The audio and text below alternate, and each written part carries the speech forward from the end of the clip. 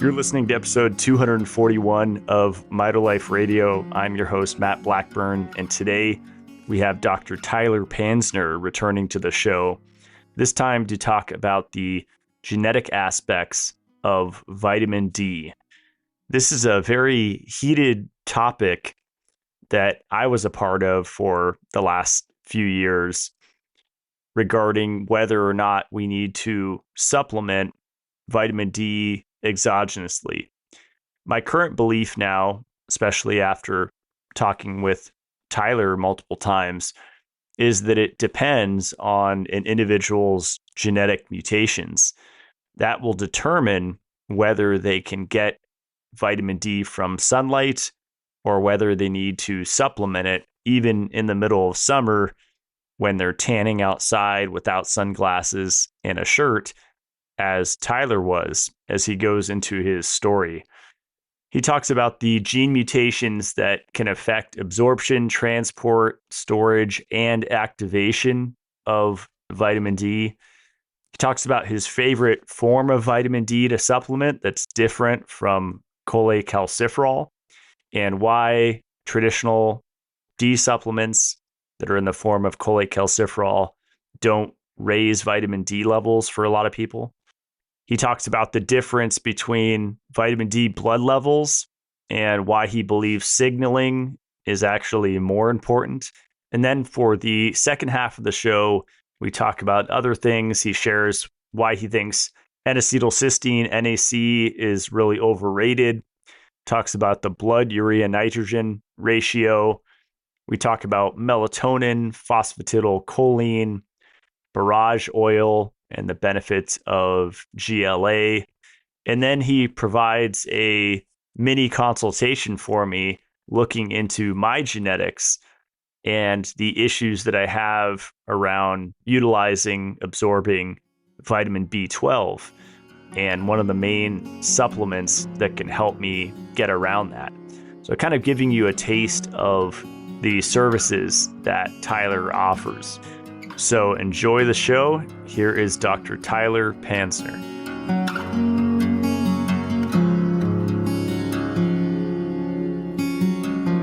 Tyler Panzner, welcome back. Thank you for having me on. Really excited to be chatting again. I think my first appearance on here was, the second podcast I ever was on, but the first podcast with a significant following. And here we are again, excited to have a blast chatting about taboo science people know about, science people don't know about, and probably respectfully disagreeing on things, which we're both very vocal about. Nothing wrong with disagreeing about science. There's different things for different people. So yeah, it should be a blast.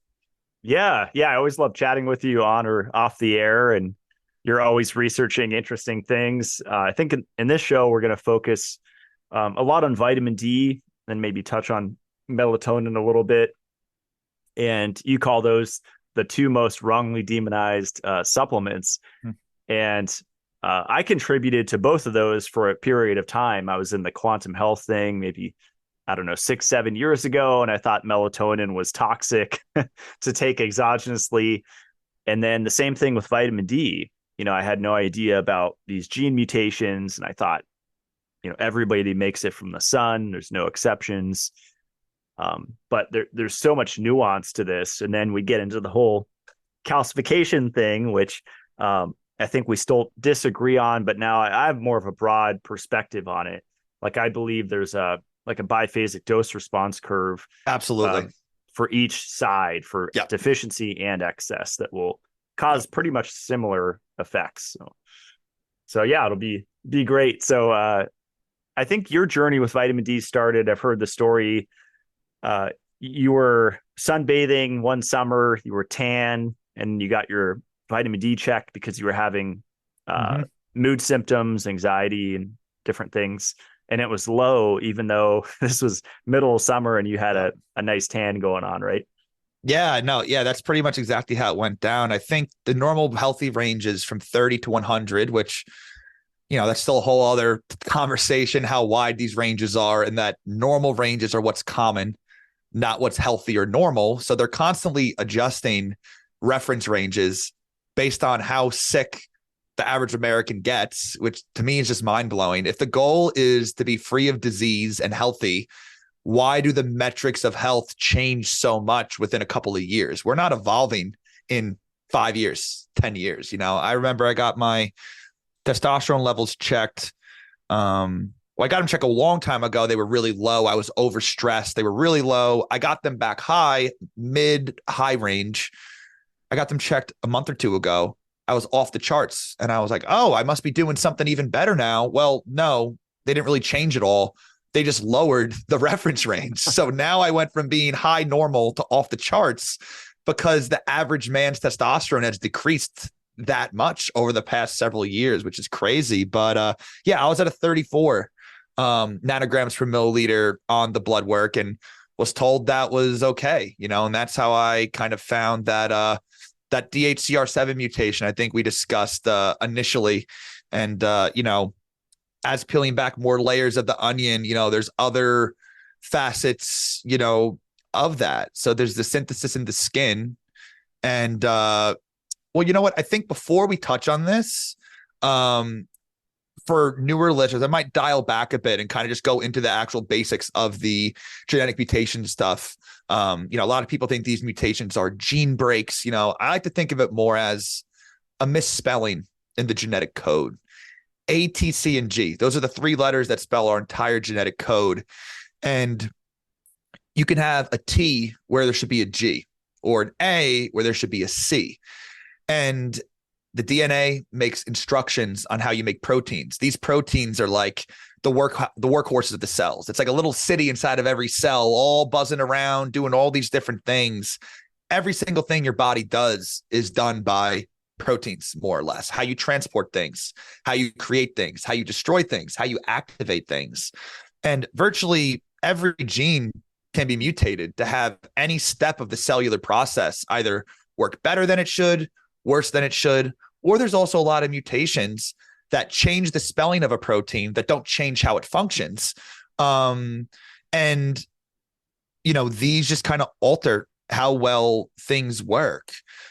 People ask me all the time too, like, does everyone have mutations? And everyone has millions of mutations. That's not even up for debate. There's no such thing as a perfect genome.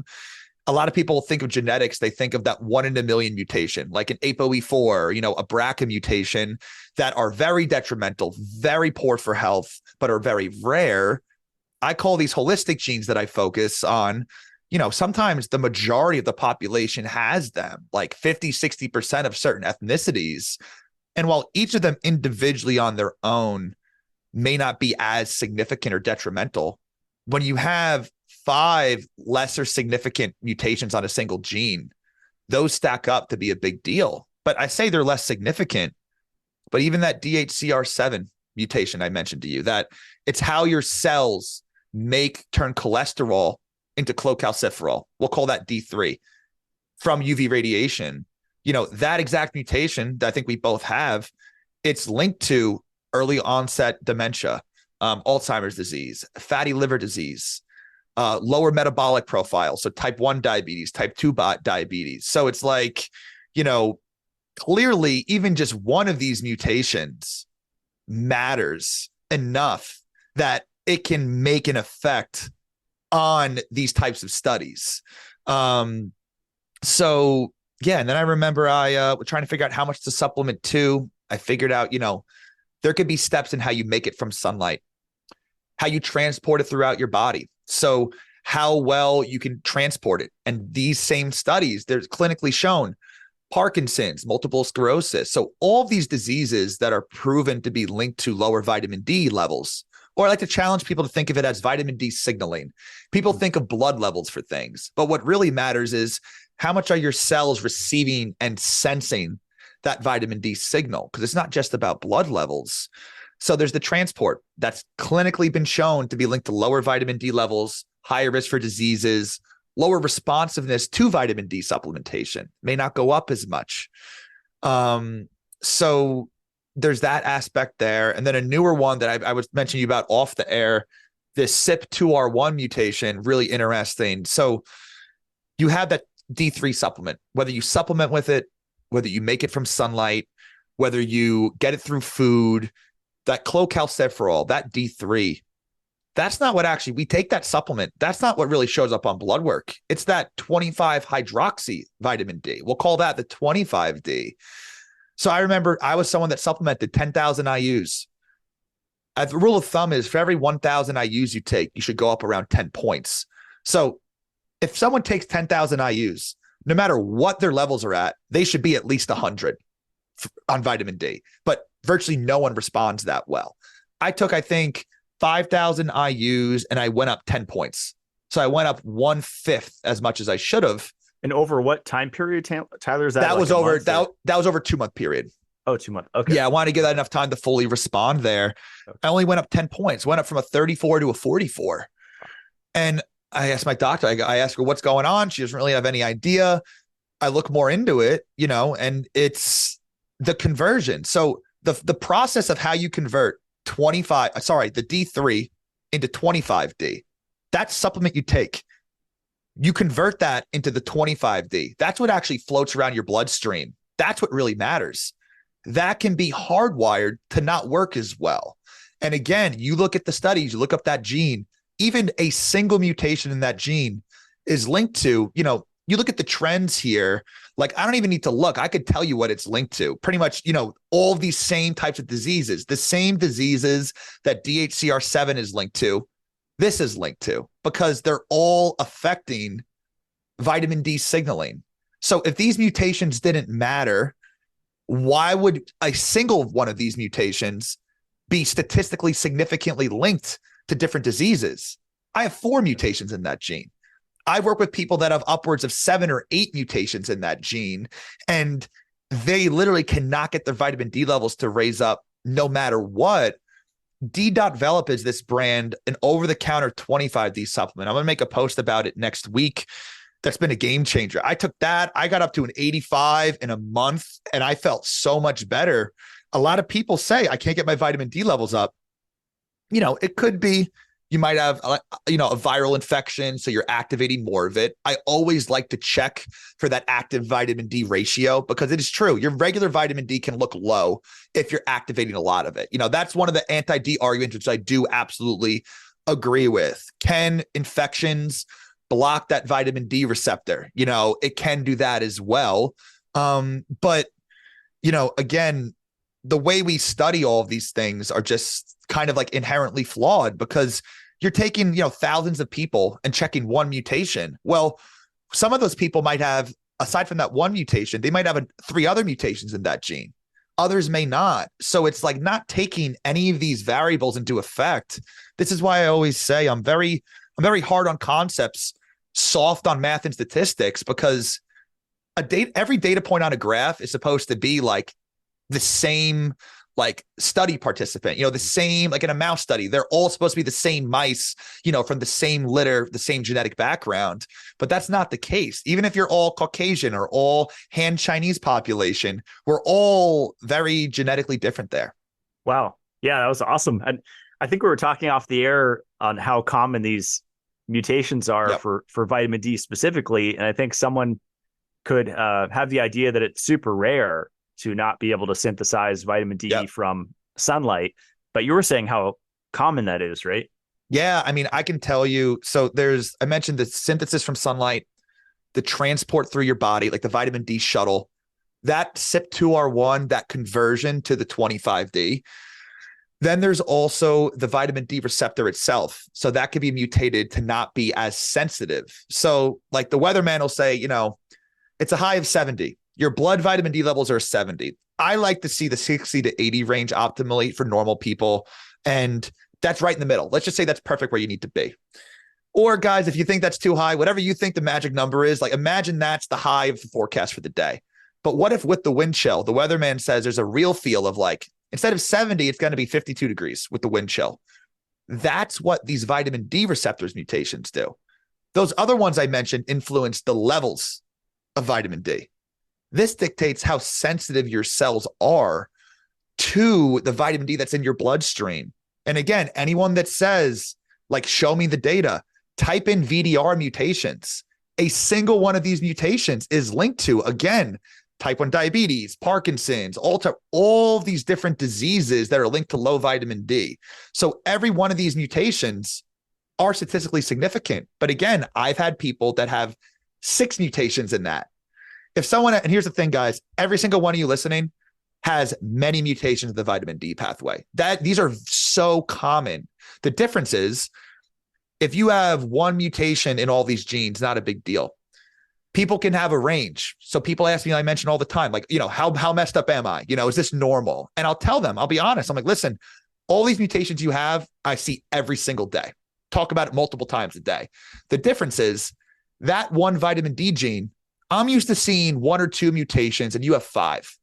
So that's what is a little more rare, but these still aren't extremely rare mutations. It just depends how many are piggybacking. So again, people, think about this. If one of these mutations, there are studies studying, let's just say 5 different mutations in the vitamin D receptor. Each one of them on their own are statistically linked to diseases associated with low vitamin D. So who's going to study if you have all 5 of them or if you have 3 of them? Think how much more compelling that data would be. How much stronger would the linkages be? They've already been proven to be independently linked to this. And again, this is why I'm a big mechanism guy. People say, mechanisms don't matter. We're measuring how the sensitivity for how we test if things cause poor health or not. That's the limiting factor here. People are like, oh, yeah, it doesn't cause cancer. It's like, oh, well, is the scale of health healthy till you have cancer? No, it starts with, having minor brain fog once a week or this or that. People are really missing the boat with this. And, I don't even know how you would study it because they're not going to pay to sequence every single human being for every study. I don't really know what the answer is. I just keep pulling this thread and making these connections. And I see people now, oh, you have 6 mutations here.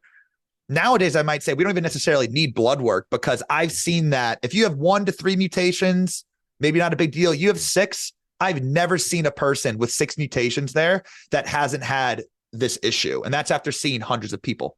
That's what I like, that you're actually in the trenches, because you can look at statistics on studies and how prevalent, these mutations are. But you were saying you see it in clients that you work with where 30, 40, 50% of them are dealing with the same issue, right?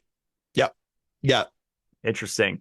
It's fun to look at the research. I think a couple days ago I found a DHCR7 study that said DHCR7 mutations linked to higher vitamin D status allowed early human migration to northern latitudes.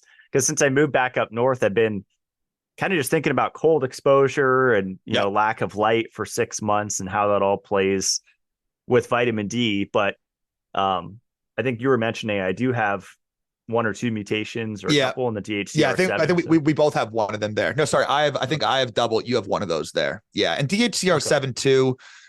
That's one of the genes. I'm only aware of one studied mutation that's common that has good data behind it. I've seen people people will say how, oh, this DHCR7 mutation is so rare. Well, a gene can be mutated in tens of thousands of areas. So for every mutation I talk about, one of these holistic genes I talk about that's common, there are much rarer mutations on different areas that are so severe, that will cause the child won't survive pregnancy. If certain mutations are that significant, the child will not survive pregnancy, or you'll have a miscarriage because the fetus just cannot properly form because the vitamin D signaling is that messed up. So there's a huge spectrum for these things. I just want to be able to help as many people as I can. So that's why I like to focus on the ones that are a lot more common. And again, I say they're less impactful, even though they're still clinically linked to diseases. It's just, again, relative to these other the clinical mutations where you're going to be born without a head, or those types of things. They're important to focus on, but that's not what the majority of people are suffering from, because they wouldn't have made it this far if they had those mutations. Right. So what's your ancestral perspective on vitamin D? Because I've heard the argument over the last couple of years that we never need to supplement it, even living in a northern climate, because we're designed to store it over winter and then get it the next summer. And And I guess that argument assumes there's no mutations and everything that you've been talking about. Yeah. And, I do think too, it's funny too, like evolutionary biology was so boring to me because like in school, it was like, oh, the sea sponge evolved into the crab 40 million years ago. But like, I wish the evolutionary biology we're talking about genetics and what would make certain populations survive. Like that is I wish we learned that way. It would be so much more interesting. What I like to tell people too is that the only goal of evolution is to reach sexual maturity, reproduce, and then you could die. That's it. People think as if like this has been well studied. A Nature paper came out, a review about this. Like I forgot the earliest case of multiple sclerosis and cancer was like hundreds of millions of years ago. So all of our early ancestors still got these diseases. And without a doubt, guys, the environmental changes that we've experienced with the modern industrial world, that is the real cause for the spike in these diseases. Our genes have not changed that much. But my point is that if you're in America now, there's pesticides, the air you breathe, like unless you're literally on an island, like literally away from everything completely, like which the vast majority of us aren't, we're going to be exposed to these. You're going to come in contact with heavy metals. You're going to come in contact with mold. So there's not that much we can do about the environment unless you completely uproot your family, go somewhere else, which not everyone's going to do. But the genes, people think there's nothing you could do about them. But if you figure out the biggest weak points, I think you could do more about the genes for that. But back to what you were saying about the evolutionarily vitamin D, mutations happen in blocks on chromosomes. That's how Selfdecode can do what they do. They'll take 23andMe and impute like hundreds of times more data from the same data file. Because if a mutation happened in this area, that means it also happened in another area. So I think too, if there's a mutation that may have been seem to be worse for fitness and reproduction, it may have also coincided with another mutation that helped them survive and reproduce. So it's all about the cumulatively in these mutation blocks. Is it a net positive or a net negative? But again, all you had to do was live until what? You were probably like 13 or 14 as a man, and like women get pregnant, what? Even like 10 years old. Some women are fertile and can get pregnant. All you had to do was live to that point and then reproduce, and then you did your job. The goal was not to live a fulfilling, enriching life into your 70s, 80s, 90s. So the evolutionary pressure, the genes that were required to survive, you kind of get what I'm getting at here. The goal wasn't to live that long and fulfilling. It was just to literally not die and spread your seed, and then you could die the next day and your genes are passed on. Right. Yeah, that's a good point. And you mentioned our genes haven't changed that much, so it's really the environment that has changed the expression of our genes. Is that your perspective? That is true. The epigenetics, that is true, but also I think that again, epigenetics, fascinating field, obviously totally legitimate. It's just, I think some people get carried away with how powerful it can really be. Again, if you have one mutation in a gene, epigenetic, good lifestyle, that can get you there. But if you have 4, 5, 6, I've had 10 mutations in a gene. All 5 areas I checked had double mutations from mom and dad. I don't care what biohack, how low you are going to be hardwired. And again, people with that many mutations, that is somewhat rare. But I mean, I've seen several people have that out of the, I don't know, maybe 300-400 people I've seen. So even if I have, I mean, that's still what? That's like 1%, 2%. Even that is not, that may sound rare. It's really not that rare when you think about it. 1 in 100 people having that doomsday, shitty genetic hand of cards dealt to them, 1 in 100. That's still, but then there's a spectrum of that. People that are moderately screwed up, if you will, that could be maybe 1 in 30. You know what I mean? Right. So yeah. So where do you usually start the conversation with clients when you're on the topic of vitamin D? Do you start with that 25D, that storage test, and ask them what their levels were and when they checked it and how often they check it? Or yeah, so I mean, I'll ask them if they've supplemented before. I really encourage blood work before starting the protocol. some people, they're like, I just want to do it, or, it's a budget thing, whatever. But I don't require that. I really encourage that to get a good baseline. But I always tell my clients, before we have a follow-up after starting, you're going to need to get blood work done. I'm going to need to see where the levels are at. And that honestly comes from after seeing so many people. If I see a higher than normal number of mutations in vitamin D, I think there's been one or two occasions where I was like, honestly, really surprised how high their levels were. I still think sometimes they may have forgotten they took it, or maybe it was in another supplement, because they say they don't supplement. They go in the sun, they have a level of like 70. I'm like, I've never really like seen that, but maybe that's what happened. But yeah, I mean, I educate them and I try to ask them, have you taken vitamin D? What if your levels went up? Again, if you're taking 5,000 IUs, you should go up around 50 points. No one's perfect, but if you're only going up 10 or 20 points, something's not going on. We want to check the active vitamin D to see if there's an active infection going on. But if that's not the case, then we definitely want to check the genes to see if that's the conversion going on there. And, I start people out on a dose that hopefully gets them to around 60 or 70. I don't just floor it and say, because some people I'll say, I want you to be at least 80, 90, even mid 90s, even up to 100 sometimes. Try that out. And people act like the vitamin D, having a level of 100 for a month is going to cause these issues, guys. No, it's not. And we could go into the calcification side of it too. And I'm glad you mentioned the biphasic response, because that's been what's been shown in the literature.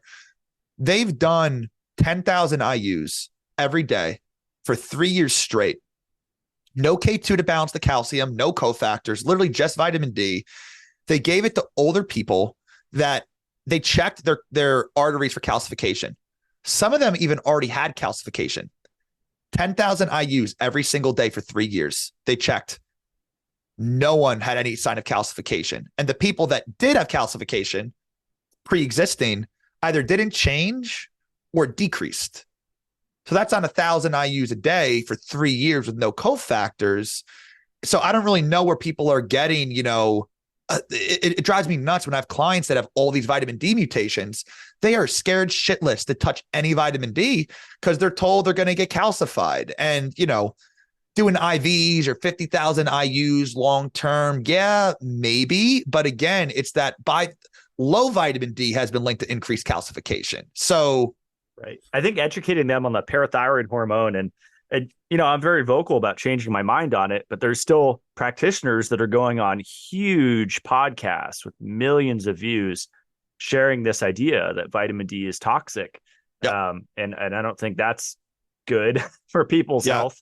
But yeah, kind of educating that parathyroid hormone, when that goes up, that will pull calcium from the bones, and that can go up in a vitamin D deficiency as well, right? So yeah, exactly. And that's a great point you bring up. So with those vitamin D receptor mutations, like for every 1 or 2 mutations, I'll up the range I want them at maybe 5 points. You know what I mean? To kind of just slowly, it's not an exact science because there's no way to gauge the real, there are lab techniques you could do to figure out how much vitamin D signaling is going on. But trust me, it's highly invasive. Like you do that on cell lines, you don't do it on people. So there's really no way to know what the real feel is. But how I do it is you slowly bring up vitamin D through supplementation. And of course, I do use K2, boron, magnesium. I always mix those in as well. We want all the cofactors you need to help facilitate the function and processing of that D3 you're supplementing with. But if the vitamin D signaling, remember, guys, it's not about blood levels. It's the signaling of it. If that gets too high for your cells, parathyroid hormone will drop, because that's the feedback loop that it has. Once the cells sense that, then the feedback loop kicks in. So I've had people, they go up to literally like right around 100. Parathyroid still stays where it is. Me personally, I don't really go beyond. If someone's at literally high 90s, 100, like even if they could go higher, I don't go above that. I just don't really see, could it maybe help? Yeah, but we're already on the high end of normal. They're already feeling better, so I'm not going to keep dialing up until they're up and up and up. But that's a really good proxy I see using that parathyroid hormone. But then it's also complex too. People can have mutations for lower or higher parathyroid hormone at baseline. So that's why it's important you can't just check your parathyroid hormone after supplementing high dose vitamin D, because you don't know if you're high or low. What was your baseline at? It could start lower and get even lower, or start higher and go lower, so it looks normal. But for you, it's a bit lower there. That's a great point. Yeah, it's a super complex subject. That's why I love it. I want to kind of circle back to the reference ranges. And you said near the beginning that they're constantly adjusting what's, normal with the reference ranges. And, I studied iron pretty extensively for the last 3 years. And another thing I changed my mind on to come back into balance, that someone could either have too much and be iron overloaded, but someone could also be iron deficient. And so both exist. And this idea of ferritin levels, some people feeling amazing. I've had people message me, I feel amazing, my ferritin's at a 10. Women, really? Actually, even. Interesting. And then people saying they feel horrible with the ferritin, anything under 80 or 100 or something like that. So I wonder if the same things with vitamin D, where depending on all these factors that we've been talking about, your ideal range, maybe it's 150. I don't know. Yeah, that's really interesting. I've only seen people with the lower. I usually think anything below, ideally 100, but 75. Usually like to bring that up. I haven't really come across people that feel great with it that low. But again, people are also coming to me because they don't feel good, versus they're coming to you like, hey, this is what I observed. So, people aren't going to come and pay to work with me to be like, hey, I'm feeling great. You know what I mean? So, and, here's the thing too, like, I'm open-minded. I don't doubt there's outliers to everything.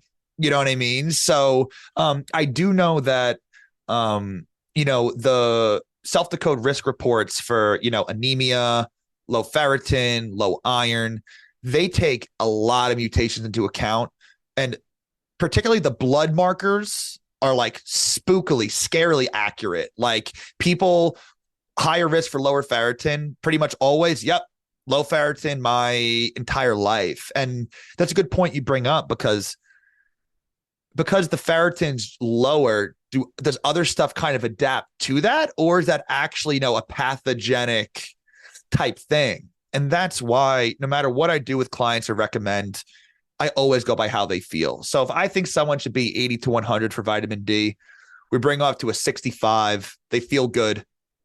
We add a little more, they feel worse. I'm like, all right, that's it. 65 it is for you. I have no pride or ego that like, you got to be in that range. I go up slowly and listen to how your body's feeling. At the end of the day, your cells are going to tell you what's really working or not working. Yep.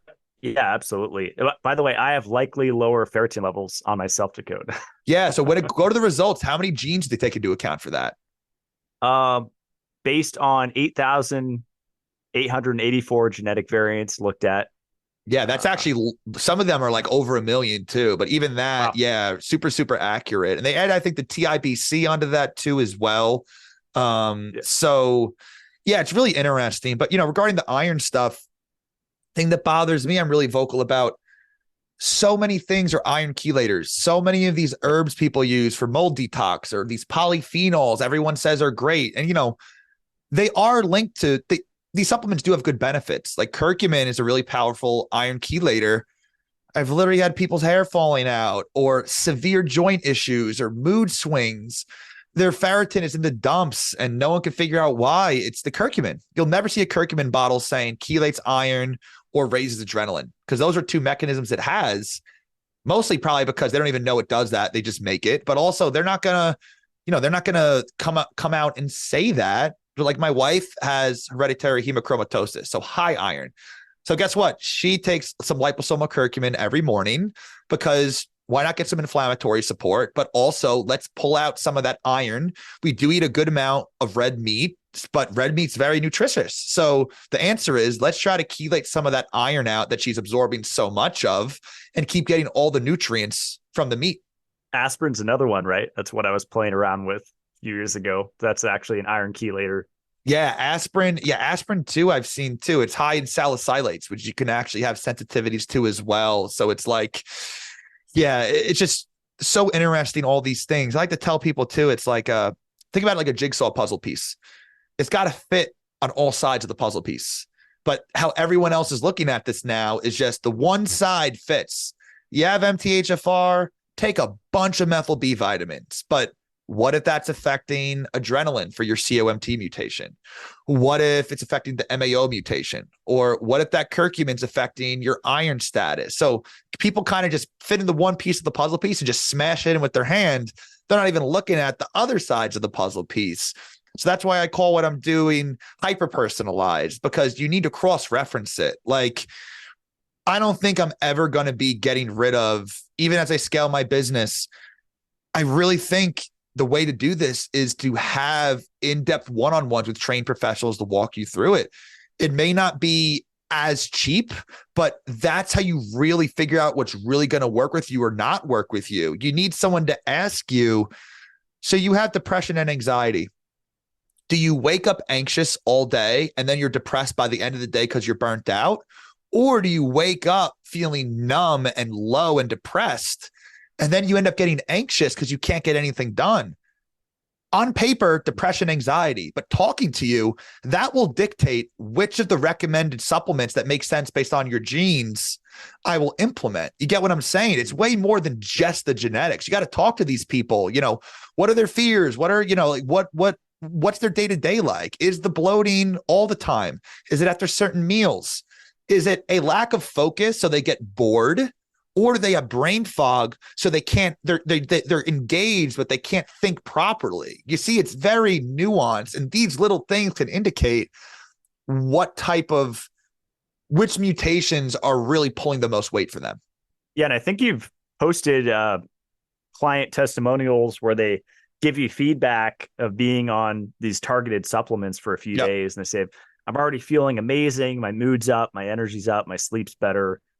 And that's what I love too. I tell people the rate of improvement depends on the individual. If someone has, mold, EBV, Lyme, heavy metals, don't expect to have rapid improvements in a week. But when I work with people that have, mood or stress, anxiety issues, and it seems to be mostly a genetic, neurotransmitter type thing, their words, not mine. 1 to 3 days after, they're like, oh my God, I'm like crying right now because literally I've never felt like this in my life before. And, I'm not going to say that's the norm. It's somewhere in between that, but it depends. Are you going to feel 80, 90, 99% better in three to 5 days? Or are you going to feel 20% better in 2 to 3 months? It depends on, I work with some people with long COVID or the COVID, out of nowhere. Now they have all these infections. They didn't get the infections from the COVID. They were already in the body. They got flared up. But, that's really difficult to, navigate and put out those fires. Anxiety and depression are much easier to help with than autoimmunity, if you ask me. Just all different types of people that have different ailments. But as I see more people, it's like the correlation between certain mutations are absolutely like astounding. And it's like just such exciting stuff, honestly.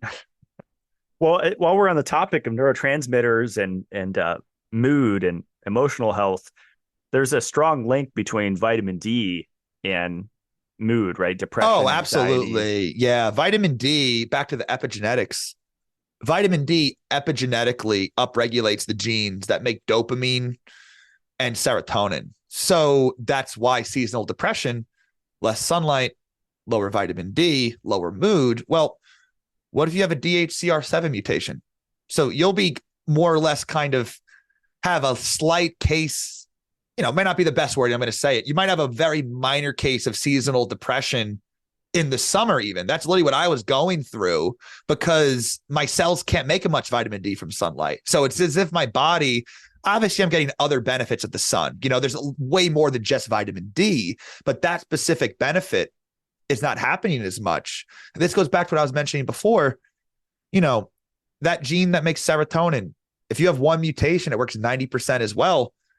Taking that vitamin D, getting that sunlight can help you. But if it works 10% as well, you're not going to get that much improvements. You're going to need some additional targeted serotonin support. But absolutely, the establishment of vitamin D to mental health is extremely well documented. I mean, it's pretty much that and methylation are pretty much histamine, methylation, vitamin D. They all obviously interact together, but those three things can be linked to. Type in those words, methylation, histamine, or vitamin D, and any ailment or any disease, you're going to find information about that. And that's what's so fascinating to me. Why do some people with vitamin D issues get IBS? Why do some get joint pain? Why do some get MS? Why do some just get some depression in the winter? You know, it's so fascinating to me that different organs are more affected by certain areas. I think it has to do with receptor, like histamine receptors. There's different types for different organs. So like, why does my histamine show up in my brain? My brother shows up in his skin. A lot less research on these histamine receptors, but like, I think that the histamine receptor subtypes that are in my brain, they might be mutated to be hypersensitive. So I have high histamine throughout my whole body because I break it down slower, but my brain especially feels that even more. So my symptoms manifest in my brain. That's what I think, at least, but it goes so deep, but it's just so fascinating. And again, as I see more clients and see these trends, I don't give a shit what anybody says. I know this stuff is legit. I know this stuff works. Will it fix everyone of everything always? Of course not. No doctor can do that. I'm just one guy, you know, but removing so much of this guesswork and getting significant improvements very rapidly compared to other treatment modalities from just taking, you know, some supplements in the morning, some supplements at night, I think is an amazing first start. I'm never saying that's a replacement for all these other things, you know, sunlight, movement, nutrition, meaningful connections. I think I shared Huberman's post last night about that. You know, that's the pinnacle. But most people that I work with, they're doing all those things. They still feel like crap. And they're probably reading these anti-supplement posts that you never need to take supplements and it's always a waste of money. And because that's the whole message too, that you only need to ground and sunbathe naked and cold plunge and don't take supplements because you're wasting your money. Sounds like someone that doesn't have a family history of anxiety or this or that can just say, I did this, it worked for me. Yeah, and then they shout from the mountaintops, and then other people try it and don't get results, and then they get frustrated, and then eventually, hopefully, find you. Yeah, I mean, you know, I'm sure you know this too. We're both pro supplements, obviously. You know, it's frustrating to hear. It's very easy to make the claim. Like I see a lot of them are nutrition PhDs, honestly, that really just bash the supplement side. And, you know, I know they're not talking to me when they like rip into people, because for every one of people like us, there are a lot of people that aren't educated that are just throwing random stuff, or honestly, even practitioners that have huge followings, very established practices. Clients from them will come to me and I see big issues. Like another supplement we could talk about is N-acetylcysteine. I think is very overrated. I see so many people, you have low glutathione, take NAC. Well, if that person is sulfur sensitive, which is very common genetically, they're going to get more histamine reactions from NAC. And then they're going to think, oh, I'm detoxing. I broke a biofilm, but the brain fog doesn't go away for 4, 6, 8 months. That's not a detox reaction. That's just brain fog from the sulfur you're having. And, you know, those same people, you know, eat more cruciferous vegetables, also high in sulfur. Take some sulforaphane. There's literally sulfur in the name. It's concentrated sulfur pretty much. So, or even eggs. A lot of people that think they're allergic to eggs, they're not actually allergic to eggs. They're sensitive to the sulfur. I'll tell them, try some molybdenum. That helps you break down sulfur. They're like, oh, I tolerated the eggs totally fine. Yeah, you're not allergic to the eggs. You're sensitive to the sulfur. So some people, you know, eggs are very quick. They're very nutritious. And I really tread carefully with food with people, because food, my biggest fear is someone, I have a consult with them, I tell them to avoid foods. They get off the phone, they just break down and freak out, you know, and they're just so afraid of foods. I do not want to add more fear into your life. So like I mentioned, that molybdenum could be a workaround. So you can still eat that food. You could just supplement out and kind of like trim out the negative aspect of it. Same thing with the leftovers. You know, leftovers can be higher in histamine, but for a lot of people that are working 2 jobs just to make ends meet, they can't be at-home nutritionist, fitness guru all the time doing that. They're going to have leftovers sometimes. So you could try to educate them how to make the foods that maybe not align with them best a little more tolerable. Wow, that's really interesting about the sulfur. What group of genes would that Would that be related to? Yeah. So there's the CBS gene that's involved in the methylation process. It actually breaks down homocysteine, and mutations can make it work faster than usual. And this also ties into the MTHFR issue. I've seen a lot of clients with MTHFR issues. Their homocysteine is normal because even though the MTHFR that doesn't work as well raises their homocysteine, that CBS mutation that works faster counteracts it. So their homocysteine is at a good level. Or what'll happen? They didn't get that checked. They get thrown on a bunch of methyl B vitamins. Their homocysteine tanks because their homocysteine was already in a good range because of other mutations. Think about the jigsaw puzzle piece, people.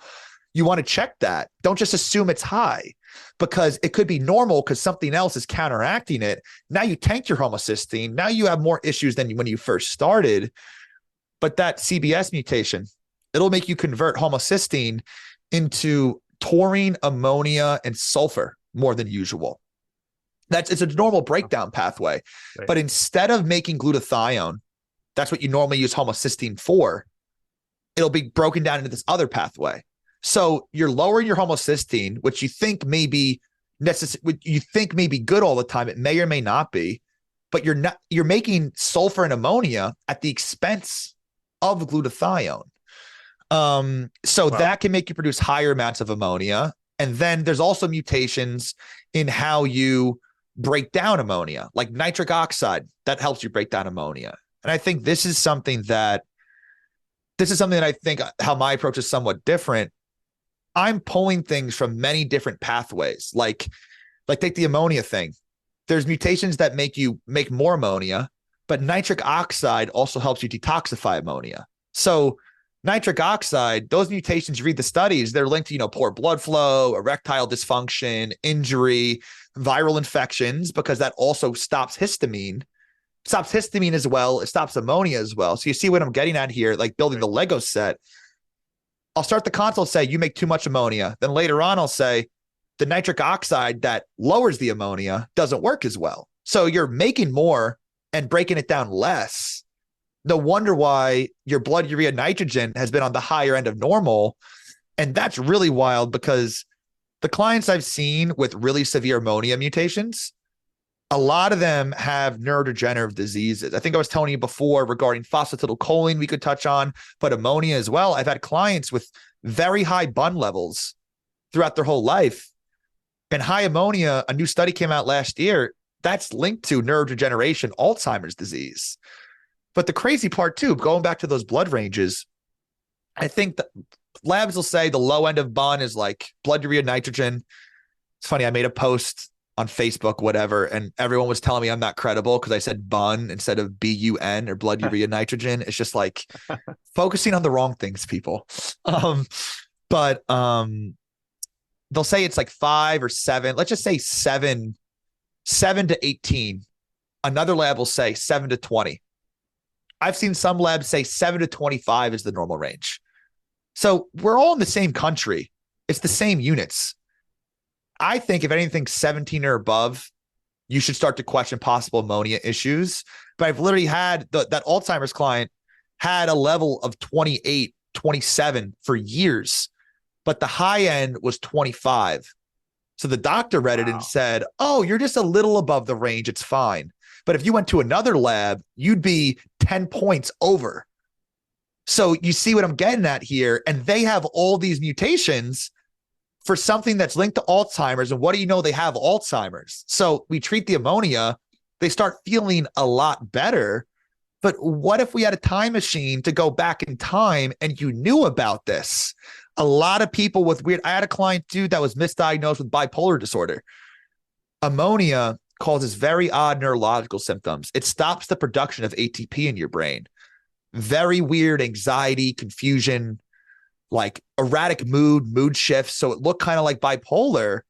Her ammonia was through the roof, at least relative to my metrics. I think she was at like a 24. The high range was 25. And she was on these medications. We addressed the ammonia. She started feeling better. She got off the medication. She didn't have bipolar. She was on them for a year. Thank God, not that long. But again, you're at a 24. No big deal. it just blows my mind that the answers are right in front of people. You know what I mean? And again, I'm not saying this is the answer for everyone always. It's just stuff I've literally seen no one consider or think about. Part of that's because seeing the genetics, we could tell, is that an actual cellular dysfunction or not? Yeah. Wow. That's fascinating. You had me wanting to look into some of this stuff because whenever it's super dry and there's grass seed in the air and hasn't rained for a while, I think that's why I do so well up in this climate, because for a lot of the year it's raining or snowing and, allergies don't kick up. That's one of my benefits. I don't sneeze as much. I'm curious, Tyler, have you ever looked into the fatty acid reports, like on like Omega Quant or something like that, where it's looking at I've seen that. Someone sent me a post about it. I haven't looked into it, but it seems super, super interesting.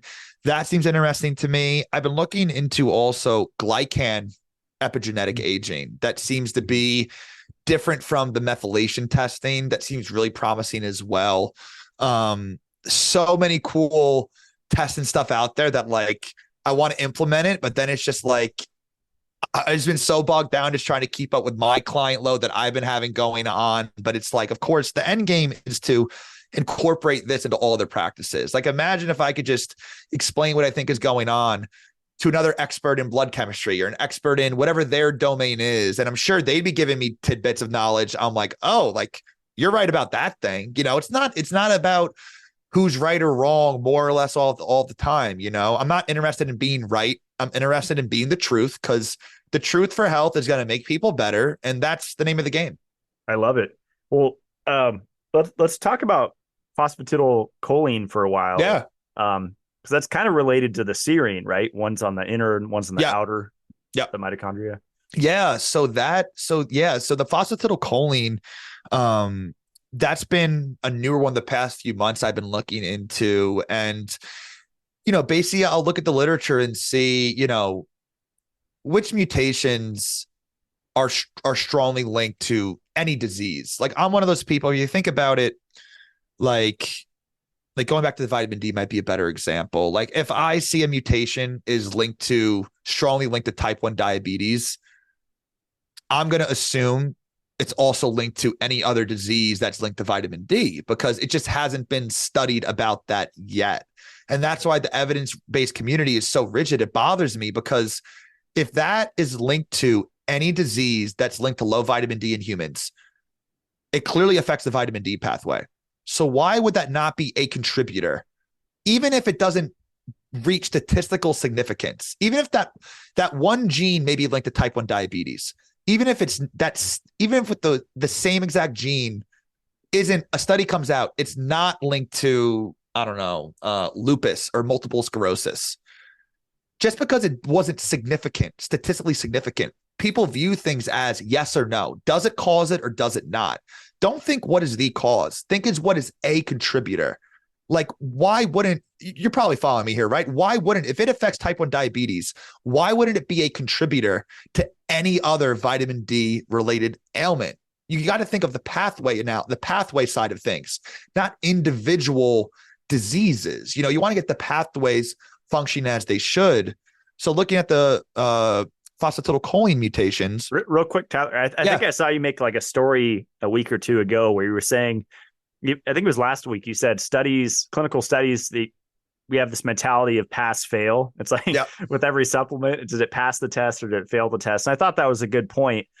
And back to what you were just saying, looking at it more from a perspective of connections versus pass fail. It just seems like more of a broad view approach, and less of a just this or that approach. It seems more open to look at. No, exactly. And, that's why so many clinical trials fail for pharmaceutical drugs. They want to make one medication that helps enough people to say it works, just so they can pump it to doctors and they could write the prescriptions and give it to people. That's their goal. I'm trying to flip it on its head. What is going to work best for this person? Not trying to use the same thing. It's easier once you get it set up and tweak the data to get it to work, Great, sure. There was that huge scandal for the Alzheimer's disease research because it didn't really actually do that much. But yeah, I went on kind of a rant that night, but it was one of those manic episodes. But like, yeah, I mean, yeah, if you have 100 people, I think I gave the example of a sleep study. Let's just say we didn't know that melatonin works for sleep. You want to do a sleep study, get 100 people, you give them melatonin, and you see how much better they sleep. And let's just say you have 20 people that sleep like a rock. They sleep so much better. Then you have maybe, I don't know, 40 people that do okay. And then what's left? You have another 40 people that don't really respond that well. When you run the math on all 100 people, it's going to be not significant. So that's deemed a failure. It doesn't work. Then all the evidence people will say, this doesn't work. Don't waste your money. They're trying to get your coupon codes, whatever. It's like, no, that it's more complex than that. You can see there's 20 people that responded well. Why are we saying it failed if it helped 20 people? Why did it help 20 people? I think those 20 people have a melatonin deficiency.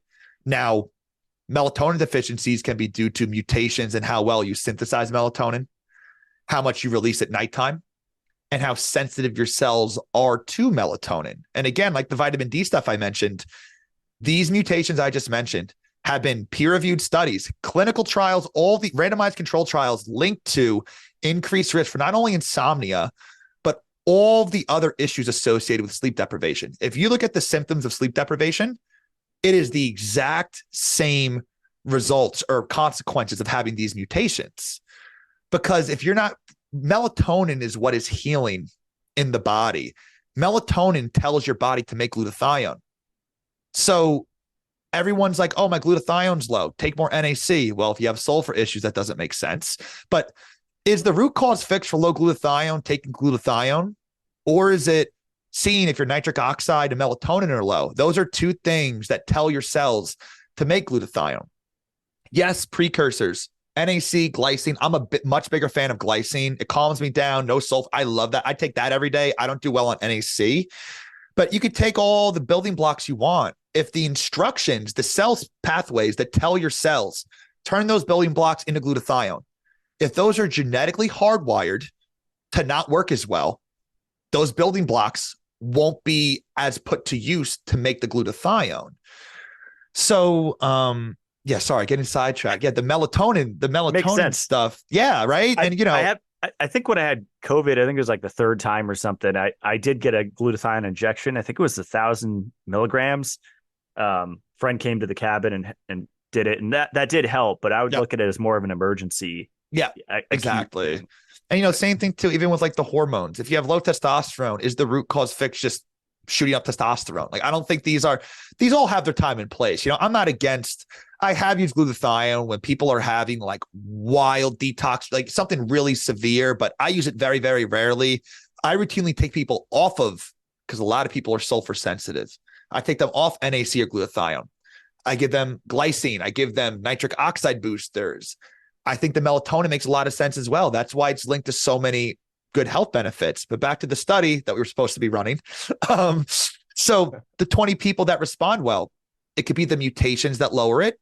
Also the lifestyle, of course, as well. So these mutations are common that hardwire your cells for this lower melatonin, but also the stress we live in. We were not meant, even if you have a, good job that's not high stress relative to other people, it's still more stress than we evolved to deal with. Like we evolved to fight off a saber-toothed tiger here and there. But other than that, there really wasn't that much acute stress like that. So you have the acute stress, you have all the food components, you have the artificial light, you have the cell phones. And this is why I firmly believe virtually everyone is living with somewhat of a melatonin deficiency. Now, I recommend 0.5 milligram to start, which is under the tongue, sublingual. I don't like the tablets. Most people take 10, 20 times that dose. You can get it at CVS. So high dose melatonin does have promising data, but either way, my argument here is I think everyone should try 0.25 milligram, 0.5 milligram each evening and see how you do. Sleep isn't healing. Melatonin signaling is what's healing. Melatonin is what puts you to sleep. But the melatonin signaling of your cells antioxidant support, anti-cancer effects. All these healing effects are being driven by glutathione. Melatonin. Melatonin makes you make more glutathione, more NAD, more nitric oxide. These are all interconnected together to each other. People say, glutathione decreases as you age. Take more glutathione. Well, what also decreases as you age? Nitric oxide and melatonin. So is giving yourself glutathione really the answer? I would rather go upstream and support nitric oxide and melatonin. Yeah, before the show, I think I mentioned Dr. Russell Ryder to you, and he has great interviews like Chris Beats Cancer and just great interviews on YouTube. And he had one study that blew my mind, and it basically said that 5% of the melatonin made in the body is made in the pineal gland. Less than 5% of the total is synthesized by the pineal gland. The rest is produced in the mitochondria of all other cells in a non-circadian manner. So interesting. That's super interesting. So that has implications for taking it during the day. Yeah. For cancer and all sorts of other neurodegenerative, all sorts of diseases, really. I mean, have you tried the high dose at all? Oh yeah. Yeah. My max so far has been 1,200 milligrams. Holy crap. Oh my God. But what's interesting is we only absorb 15% of it. So I think that's a point that I like to make is you have to kind of divide. I think that's the oral. Are you doing oral? Oral. Yep. Okay. Yeah. That's why I like the liquid one.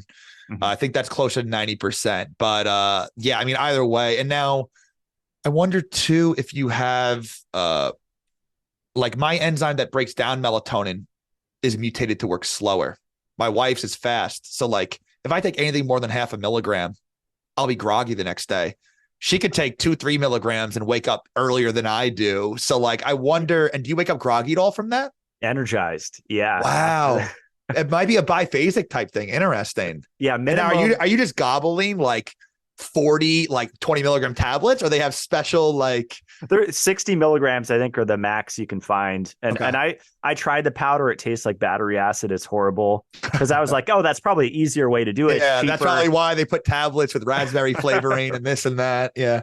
Right. But it's fascinating. I've actually had like Herxheimer's effects where, I could see why this can scare people off from taking it. The first time I ever high dosed it, the next day I felt horrible, like kind of feverish, just like I was getting COVID almost, just like sick. And then the next day I was fine. Yep. So it definitely stirred something up. And I've had that happen multiple times, but then I'm fine the next day. It was really interesting. Well, that's a really good point you bring up too. How can you tell if it's a Herx or detox reaction, which, short-term sucks, long-term great, or if it's just the wrong supplement for you? And this is where you need the genetics. You will not know, is that NAC helping me detox, or is it a sulfur reaction? And again, people have one mutation for higher sulfur production all the time. But if you have 3 mutations there, 4 mutations so you break it down slower, that's higher than usual, at least from what I've seen, sulfur sensitivity. I'm going to pull back that NAC, but you see what I'm getting at? Very hard to tell. They can feel very, very similar. Some people get really bad anxiety from detox reactions, the wrong supplement, the wrong MAO. I know the methylene blue I talk about all the time, how that sends me off the deep end because I'm just really sensitive to that. Not that it's toxic. It does so many great things in the body. I just can't deal with that much stimulation. Even if I don't have caffeine, it'll just build up over time for me. So, my question is, I guess if it's repeatable, like if it happened every time versus if it just happened a few times and then not again, which has been my situation with melatonin. That's a good way to check it too, I think. Yeah, I think that makes sense as well. I think the duration as well, I've worked with people more longer term that they'll feel like crap for a week, feel better, then feel like crap for a week or two. And that I do think you can get multiple detox reactions over time, but usually if someone just feels absolutely horrific for months on end, like for more than like 2 weeks, I start to think, and especially too, someone gets a detox reaction, you add binders in. If that's doing, binders don't always fix everything, but if they're not helping any noticeable amount for several days, a week or two, might not be the right supplement. And it depends too. Like if you're taking, yeah, it depends if you're getting gut issues or anxiety issues. Like if you're taking methylene blue and you get like really bad gut issues, maybe that might be starting up a detox reaction, because most side effects from that will be adrenaline, which will be more, neurological stress type feeling. But if someone takes methylene blue and they're anxious, I want to be like, I don't think that busted a biofilm. That's just higher adrenaline. That's always going to be happening for your unique biology. Yeah, knowing what I know now, I would rather opt for melatonin over methylene blue. Yeah. For I love melatonin. I mean, I've been taking melatonin for anywhere from 1/4 milligram to, I rarely go over 1 milligram. I'm usually around 0.5 milligram a night, every night for, I don't even know how many years. People tell me you're doing 1,000. No. Oh my God. Well, the melatonin I have is the liquid. And with that many milligrams, that'd probably be a couple of bottles. I'd probably puke from the stevia, just completely wrecking. And, the stevia stuff too, people, for me personally, it's alcohol free. It goes down okay. Doesn't bother me, but it's, now I do want to try that out, because I wonder if it is a biphasic type, that's been my response there. Not taking enough, I've felt groggy, like 3 to 10 milligrams. And then if I, taken 100, 300, no grogginess the next day, and actually wake up earlier, more refreshed than I did if I didn't take it. It's really interesting experiment. Lately, Tyler, I've been researching like caffeine and genetics, because I was going hard on the espresso the last 3 years. And I think on Selfdecode, it says I have likely caffeine sensitivity, which it's interesting how many layers there are of that too. Like it's interesting too, the same gene that breaks down melatonin also breaks down caffeine, so it's kind of opposites. You wouldn't think about that, but I'm very sensitive to caffeine. Like I have first thing in the morning, that's all I need all day. Even then I got to take stuff to kind of help chill me out and help me unplug from the day. But my wife can have caffeine and kind of break it down quicker, because they both trend together there. You could break it down. Yeah, go ahead. I just interviewed Sean Wells, and he has like the paraxanthine. I haven't tried it yet. That seems really interesting. That's the current experiment I'm doing. But we were talking about is that his drink right there? That's the paraxanthine one? Yeah. So nice. 300 How do you milligrams. Like it?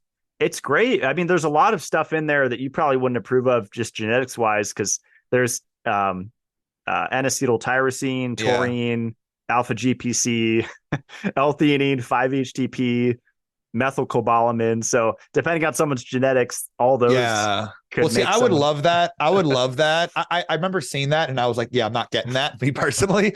But I would love if it was just, I reached out to him and I asked if he's going to have like a powder. I would love to just experiment with powder, even just a drink that's just flavoring, maybe some B vitamin, maybe just B vitamins, or even just that in water. Like I would love to try out, because it does seem really, really interesting, the pharmacology for it. I was just going to say, like, the fast for slow oxidizer, I've seemed to be like both or something, because I've had espresso shots like last year. I had like 2 before bed at like 8 o'clock, and I fell asleep right away. Whereas someone that's a true slow oxidizer, they wouldn't be able to sleep that night, right? But I'm caffeine sensitive, so I kind of have these like I kind of seem to be in like kind of in the middle with caffeine. That's interesting. And sometimes on the Selfdecode you'll see more likely for low thyroid, more likely for high thyroid. You know what I mean? Because even no one has the perfect genetic platform. Like it's just because you can only cover so many things. There'll always be some contradictions there. Have you ever tried Dynamine before? No, I think Sean created that in tea cream, right? There's a few different things. Yeah, I like the Dynamine a lot, especially because it just gets out a lot quicker there. I think I'm actually going to be speaking with him on a panel at the psychedelic conference in November. So I never met him in person, but he has really good content and stuff. I didn't realize that he was like the guy behind the patents for these things, like I didn't know that. So he's been in the game for a while. He's definitely really talented. I think he called himself ingredient-ologist or whatever, which is fitting and a pretty cool creative way to phrase it too. He's fun to talk to. Yeah. Kind of a random question on Selfdecode. Like I recently did the Ancestry, sent in my saliva and got my ancestry back. That doesn't change the results for the rest of Selfdecode, right? That's its own separate thing. Is that your understanding? Or I think so. I honestly haven't done much of the Ancestral. I've had a couple of clients, I think you got to pay, like, I have their account. I think it's $80. So they send me the $80. I unlock it and send them the report. But either way, the results are, whether it's the health report, biohacker reports, or the ancestry reports, they're all being pulled from the same raw data anyways. Okay. Makes sense. Yep. Yeah, I think when I was getting into this, that was when we started talking into Selfdecode, and I think I had Joe Cohen on the show, and started to talk to you about all this stuff. And yeah, you definitely need to work with someone to understand this, because it seems easy. I mean, you could just quickly see, like me, higher vitamin A requirements. Yeah. But again, but like, what's going to be the source of the vitamin A? Because it's like, and this is why, honestly, I like supplements so much, because people think of vitamin A. What do they think of? Cod liver oil or beef liver? Well, both of those can, and I've seen it a lot, cause histamine issues for people. So the other stuff in them, right? Yeah, like the proteins, like the animal proteins in there can cause issues for people. So you take beef liver, everyone says it's a great source of vitamin A, nature's multivitamin. There's not only that, it could have copper, which can kind of overstimulate a little bit as well. So it's like, how do you know? Like, I've been using, I love Rosita. Like, I use that with anyone when I can, preferably. But if I'm trying to lower someone's histamine, I will try like an algae-based omega-3 first. So you still get the ALA, EPA, DHA, but it's not going to be having the, the fish, type proteins in there. But you see what I'm saying? So it's not just get more vitamin A in. And that's where I think it differs from personalized to hyper-personalized, to really figure out for you specifically what should be the source. I think the vitamin A mutation that you have, like, you won't be able to convert it from carrots. You're not going to be able to get that. You need to get that from the pre-activated source.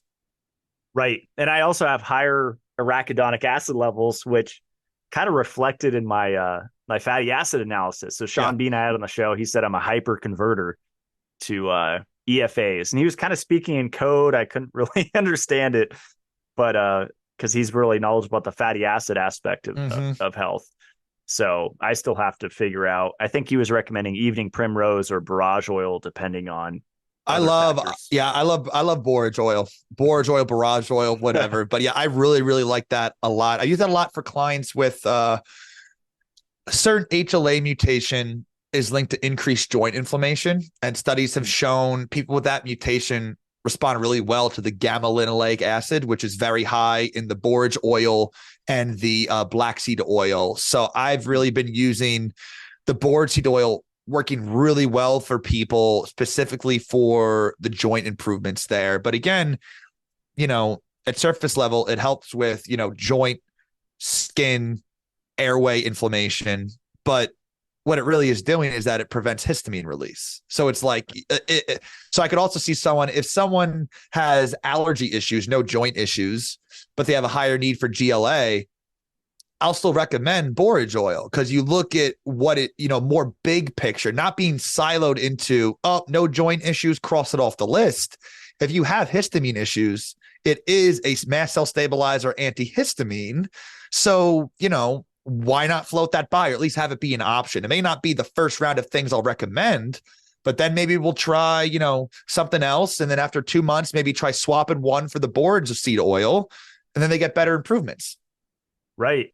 Yeah. There's one quercetin from Russia. And that's the only one that works for me. If I'm having like a major sneeze attack, I've tried like all the pricey capsulated forms. Like the dihydro, is that the one from Russia, or is it just the brand you think specifically? It's a specific. I mean, it's like it's this really light powder. I mean, the bottle is so light it seems like it's empty. Interesting. But let's see. Before we jump into questions, do you want to kind of give a teaser? I don't know if you want to look at my Selfdecode or just kind of give people a taste of what you like, what it looks like. Yeah. Let me pull up. Let's see. You mentioned phosphatidylcholine. Any other stuff that kind of came up Yeah, I pulled some stuff from your report just to give an example. I think giving examples of that Lego set, I call it, where you're building up like different types of mutations there. Let's see. It's funny. It recommends a Mediterranean diet. I love that, fish and olive oil. That makes sense to me. Plus some 60% Italian. So. Yeah, so there was some stuff here, talk about some B12 stuff and just showing how these different things can kind of converge together. I think some of these we discussed in our initial consult, but so like this FUT2 gene here, double mutation, impaired B12 absorption through the gut. So this is the step one, how well do you absorb B12 through the gut? So it needs to get through the gut lumen into your gut cells, into those epithelial cells. Then that's a single cell layer thick. Then there's this TCN1 protein. It's a transport protein. This is what will pick up B12 in that gut cell and transport it in the blood to all of your other cells. So one mutation here. So this works for B12 and folate. So this has been shown to be linked to frailty syndrome, peripheral neuropathy, chronic fatigue syndrome, especially if the folate intake was low. And I think you've spoken about this before too. Like lithium is actually a cofactor for B12 and folate transport. So I was taking that for a while, but I think I need to, I was experimenting with high dose and then HTMA. Yeah, how much are you taking? I think it was like 50 to 60 milligrams, but I was just on it for maybe a week or two. Yeah. I was going to say, I've been loving that stuff, but I take like 1 to 5 milligrams. I use it mainly for mood stabilization and stress, which we're going to get into there. Yeah.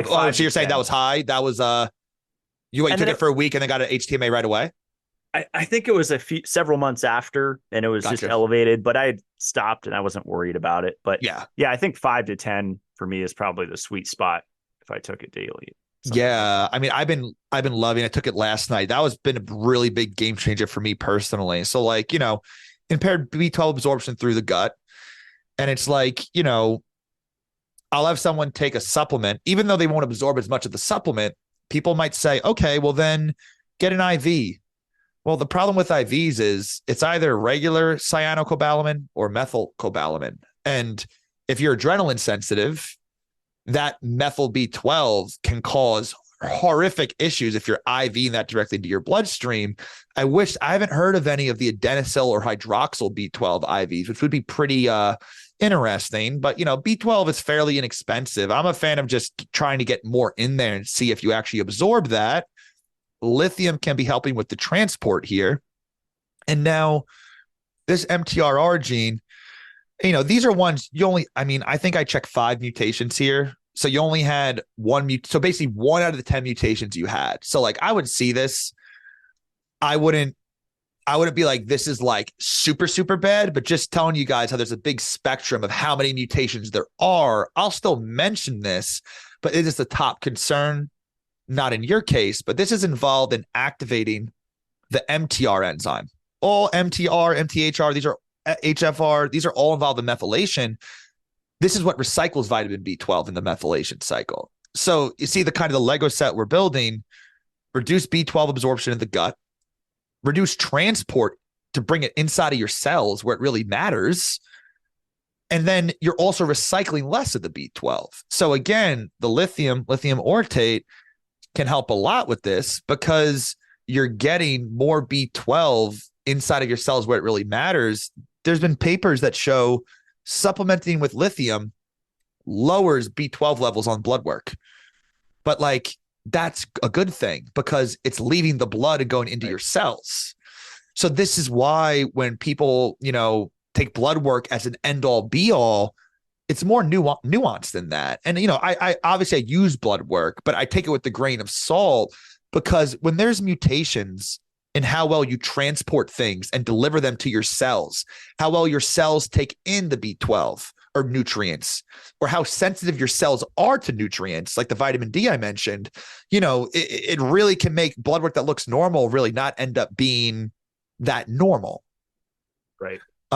Lithium is I love a lot. Helps with neurogenesis. It raises BDNF, brings B12 inside of the cells. It actually binds serotonin receptors to help boost mood. But the MAO and COMT, the two enzymes that break down adrenaline that are slow for me and a lot of people that make them very high energy, high anxiety, it speeds them up.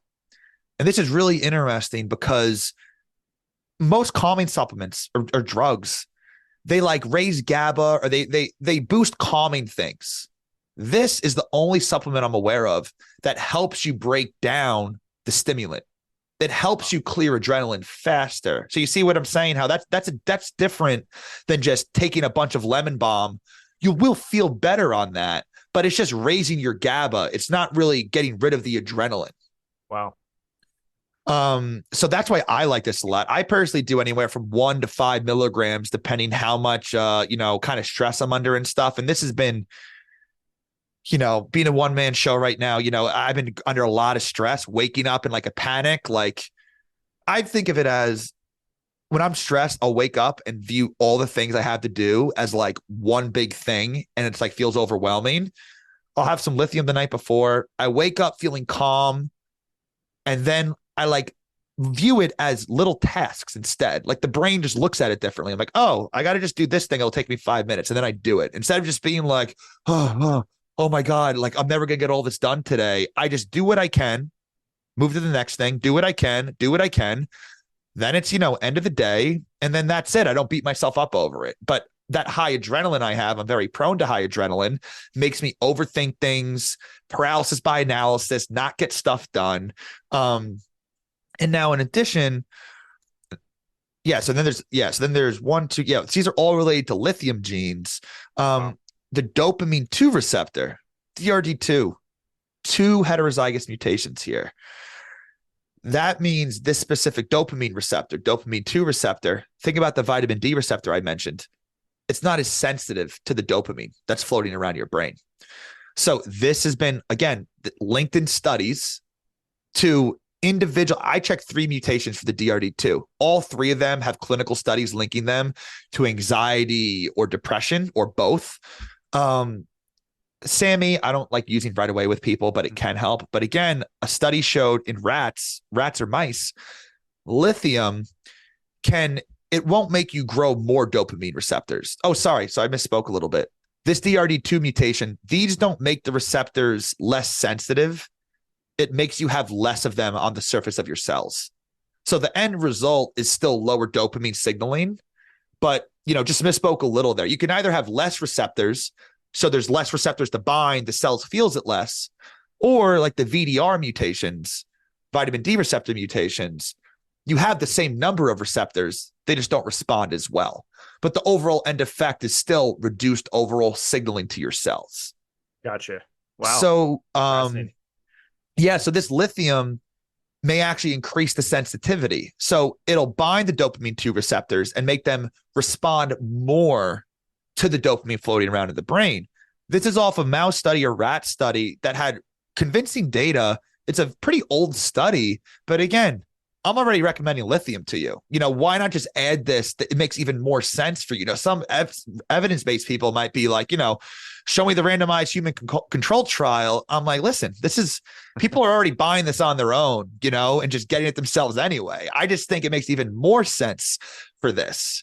Yeah. And now you mentioned the arachidonic acid, which is kind of ironic. So you're also prone to more arachidonic acid levels. Lithium has been shown to lower arachidonic acid levels in the brain over time. We know arachidonic acid is, you need some of it. It does help with certain things, but too much is definitely pro-inflammatory. So it lowers lithium in the brain over time. Lowers arachidonic acid in the brain over time. Why wouldn't it do that throughout the rest of your body too? Lithium doesn't just go to the brain. So if someone has mitochondria, right? What? Sorry. Lithium's used in the mitochondria, is my understanding. Is it? I guess I got to do more reading. Like so many interesting mechanisms. I got to look into that. If you read it, you know your way around a paper in science. So like, I'm sure if you read that, I'm going to vouch. I'm going to take your word for that one. I'll definitely look into that. But it's a cofactor for a lot of different reactions. But high arachidonic acid level is linked to inflammation. So like I copy pasted this from a client that had joint issues. Has lithium ever been studied to help with joint issues? No. But arachidonic acid is linked to joint inflammation. Lithium lowers arachidonic acid in the brain. Why? Cells are cells. Why would it suddenly not affect arachidonic acid in other cell types? Mm-hmm. So I don't have the exact study to back up that claim, but that's why I say lithium may help with this as well, you know? And if someone has joint issues, I'll do more support than just lithium, but just kind of connecting the dots here. You know, this is, let's say this is, well, indirectly with the FUT2, because it's helping with B12, 1, 2, 3, 4. I mean, there was a lot of mutations for this report for Selfdecode, but 5 overall types of mutations that the lithium could help with. I'm personally utilizing the 1 milligram lithium, starting people out on with more and more clients, because I think it really is that powerful and beneficial. I don't know if you've read the studies about, like, lithium's in our drinking water. So we're already consuming lithium every day. They've done studies. The higher a city's drinking water, the lower the rates of suicide, violent crimes, and depression, which is really fascinating. And if you do the rough math, I looked at, I think Japan had the highest rates of lithium in the water, lowest rates of depression and stuff. And I did the math and I looked up the lithium concentrations in certain areas in Japan. I did the math, and roughly 2.2 milligrams roughly a day is how much an average person would be consuming lithium from the drinking water alone. So this is why I tell people, if you're taking 1, 2, or 3 milligrams, you know, that's a physiologically relevant dosage, if that makes sense. I wonder how much is absorbed too. Yeah, that's a good point. Yeah, I do know that lithium ortate, it gets to the brain a lot better than lithium bicarbonate. I'm not exactly sure with the actual intestinal gut absorption there. But yeah, I've been honestly absolutely loving lithium. This is going to be an on and off supplement with me for the rest of my life. And I think low dose lithium can help a lot with neurodegeneration as well. There has been really promising data in mouse studies as well, showing it could help a lot with neurodegeneration, cognitive decline with age, because again, it's also very neurogenic. It literally helps with mood by growing brain cells, strengthening existing brain cell connections. And Tyler, I've seen lithium as one component in like combination supplements. And I think you're really outspoken. Like a lot of the supplements I sell under Mitolife are just single ingredient or single vitamin. That's the way to do it. Because you could have interactions, right? If you have all these other things in there, different B vitamins that don't jive with someone's genetics. Yeah. And I've seen people really, so lithium binds serotonin receptors. It doesn't raise serotonin, but it mimics serotonin. So you feel a little bit better of a mood. But I've had people that tried lithium with a tryptophan or with another direct serotonin booster. Some people do okay with it. I've had a few clients that, this is on the rarer side, but they had really wild, like almost serotonin syndrome feeling type reactions that lasted for like 1 to 3 days. They were just completely like out of it. And that just goes to show, you know, like you might be taking a, you know, calming supplement that has 5-HTP and passion flower and, you know, tryptophan and P5P to help with calming neurotransmitter support. And then you slip in a little bit of a lithium and you could just be completely blindsided. Wow.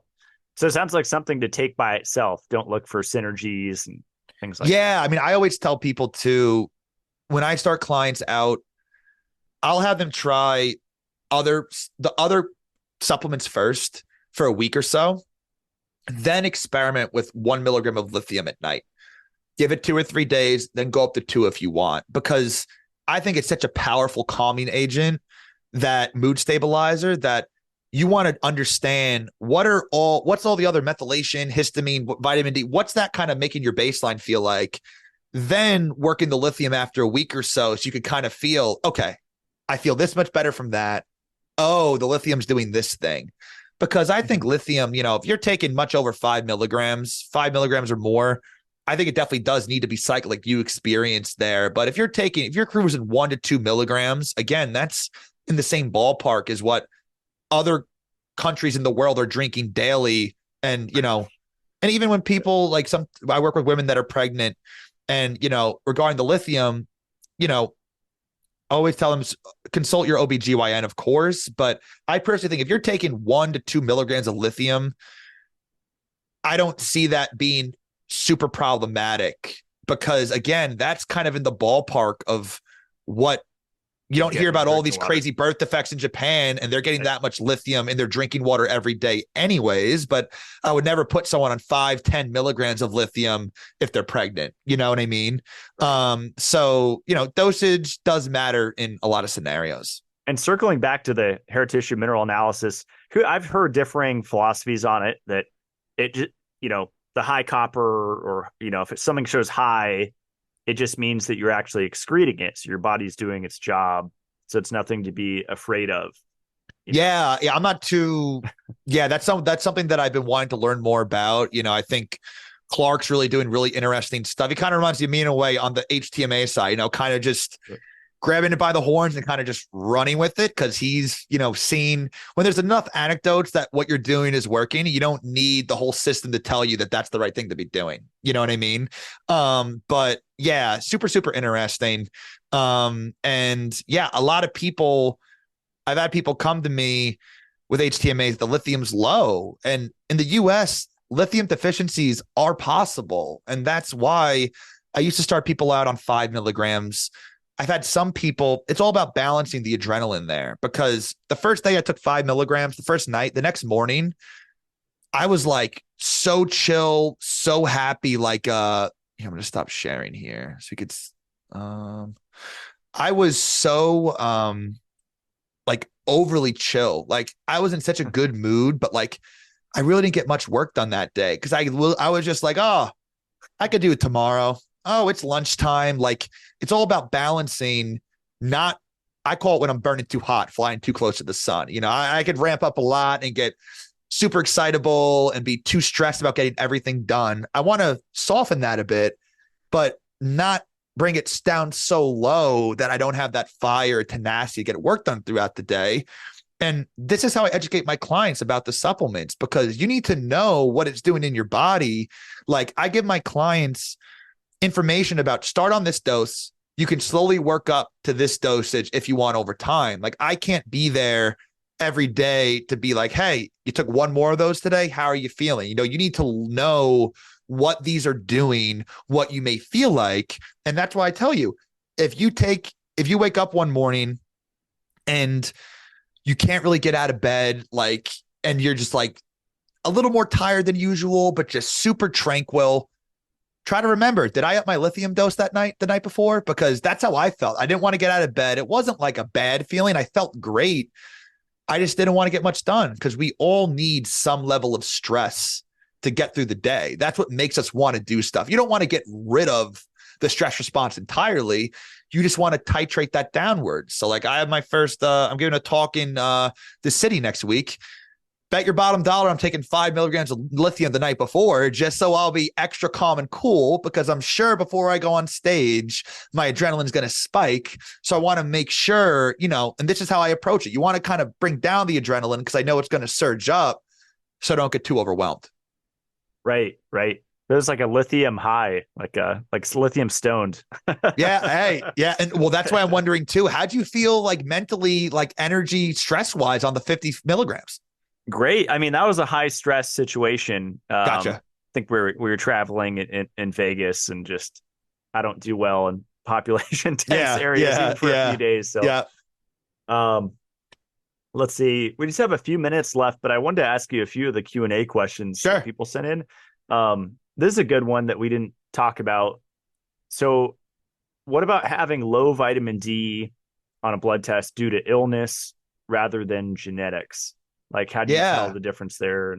Yeah, we touched on this a little bit in the beginning. So basically getting that 125D, that fully active vitamin D checked. What do you know? That can be mutated to not work as well. But also, I think a ratio to shoot for, and again, this changes a lot because they change the normal range for active vitamin D has changed a lot.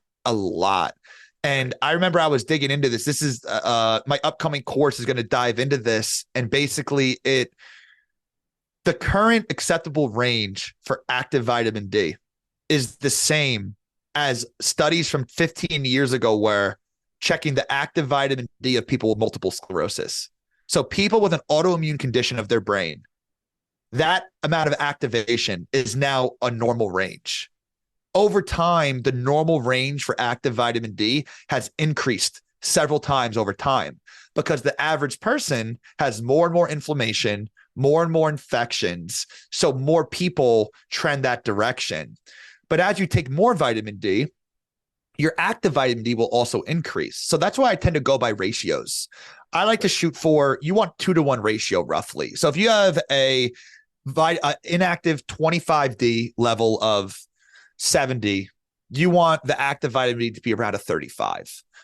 If I see people with a 1-to-1, it doesn't have to be exactly like that. You could have a 75 and maybe have a 40, it's not, nothing's exact like that.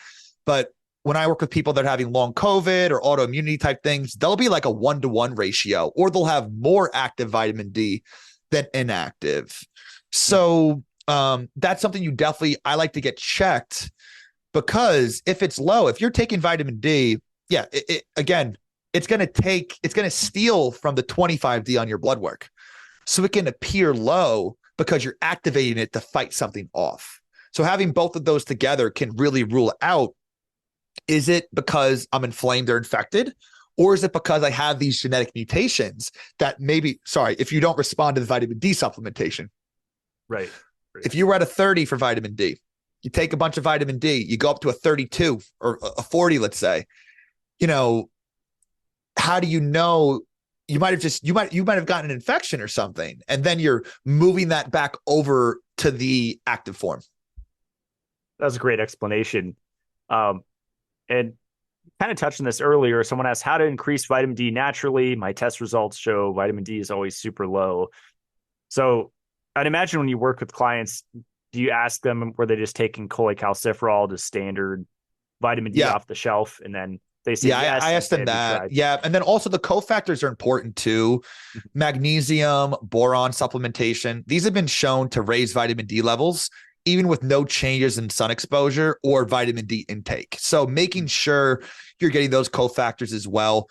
K2 more so balances out the calcium dynamics of it. That doesn't really help raise the vitamin D levels. But of course, those four are pretty much always being suggested together to try and match the ratios there.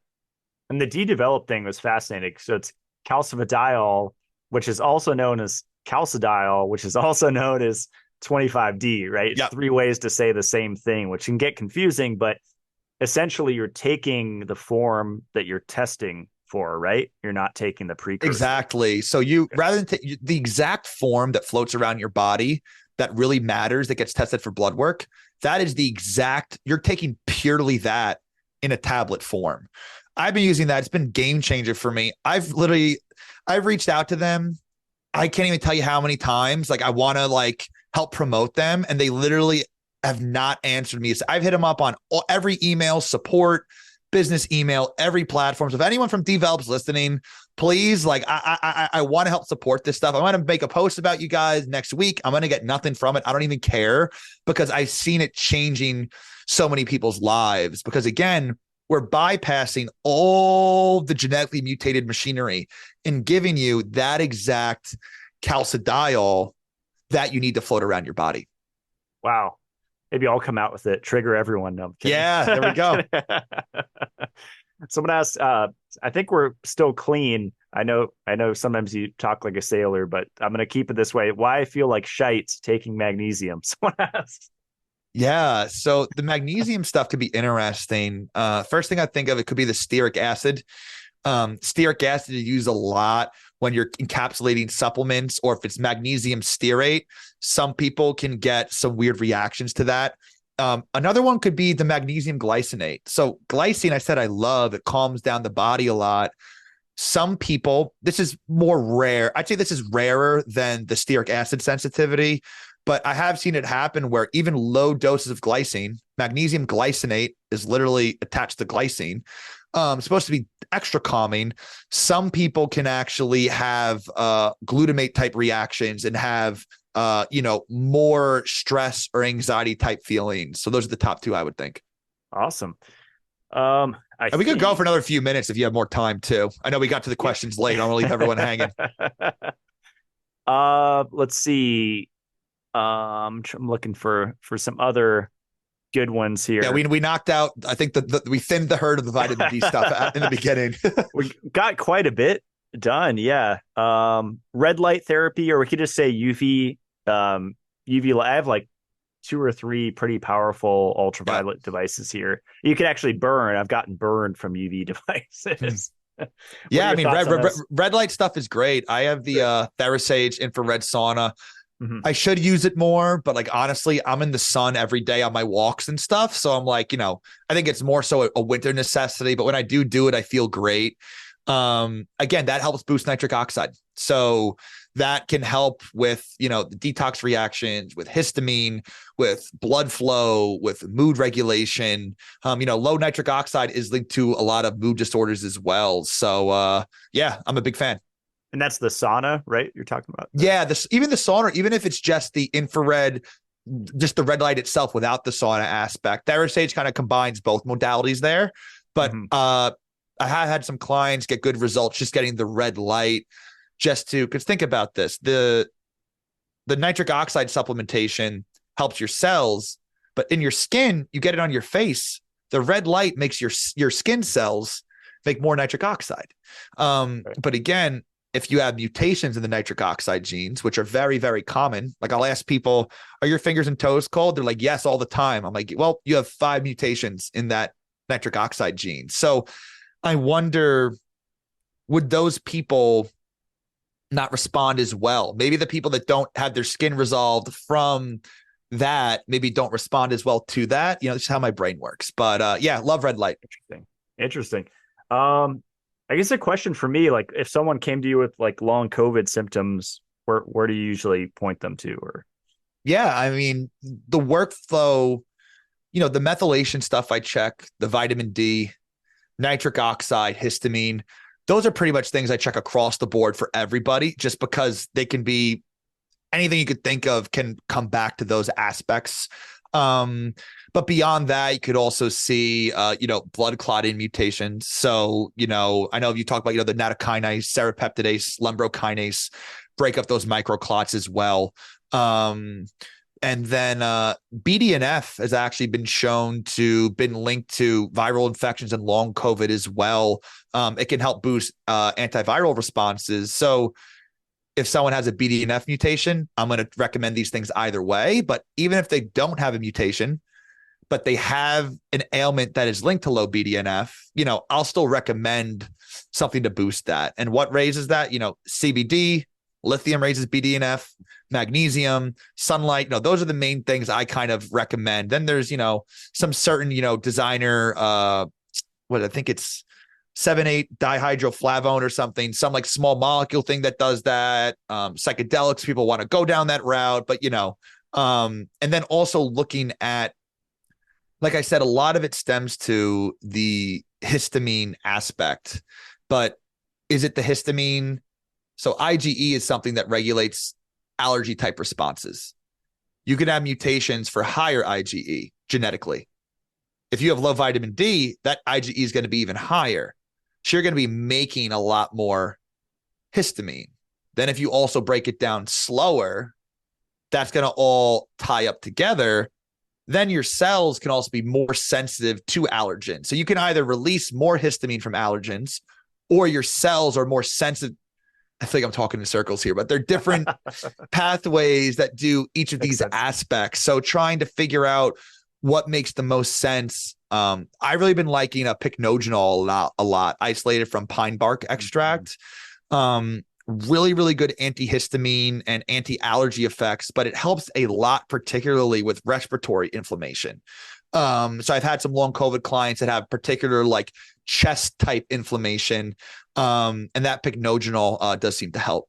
Awesome.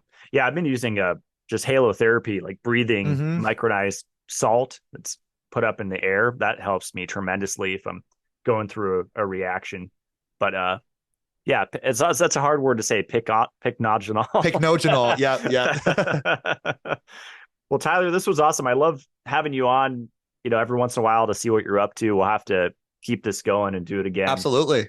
at some point. And yeah, people want to work with you. Should they reach out via email or social media? Or Yeah. what's the best So way? on my website, www.drtylerpanzner, DrTylerPanzner. So there's the N sandwich in between the Z. People forget the second N sometimes, .com. And yeah, that kind of maps out, there's discovery calls to see if we could be a good fit for each other. Right now I'm only doing one-on-one consults, but it's been getting delayed. So much stuff coming up and doing traveling, but I have my holistic genetic health mastery course finished. So if this tickles your fancies, guys, it's going to be a 12-week course, 4 hours a week of lectures and open format Q&A and discussion to really start. The first slide is, what is the cell? So it's not just meant for high level academics or practitioners, but it absolutely is a great primer, even if you are a practitioner. This stuff is just very hard to have a couple of lectures and have you fully grasp it. So starting with the philosophy of the holistic genes, what is a gene, mutation, brain health, gut health, spiritual health, longevity, the main things, trying to digest my thoughts and try to just diffuse them into your brains as easy as possible. Because this type of stuff, I love doing the Instagram stuff, but a minute and a half I always have so much to say. So being able to do that in a more open format, longer format, that's really going to be, I put more work into that than into my PhD thesis. So that was really, I don't even know how many hours, just really trying to tell a story that I could just slip right into your brain and you grasp that. I'm sure you guys listening today probably connected some dots here. A lot of it is about pattern recognition.